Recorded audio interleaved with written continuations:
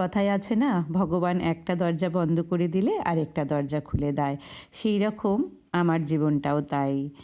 আমার বাড়িতে জন্মদিন পালন হতো না, কারণ ঠাকুমার আদেশ ছিল মেয়েদের জন্মদিন পালন হবে না।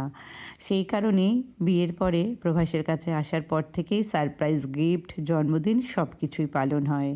প্রত্যেকবারের মতো এইবারও আমার জন্য সারপ্রাইজ গিফট এসে গেছে। তবে আমি জন্মদিনের পরের দিন কিন্তু গিফটগুলো খুলেছি আর তোমাদের দেখিয়েছি। এই দেখো আমার ফেভারিট পারফিউম, তার সাথেই খুব সুন্দর সুন্দর আরেকটা গিফট, যেটা নাকি জিভা থেকে দিয়েছে।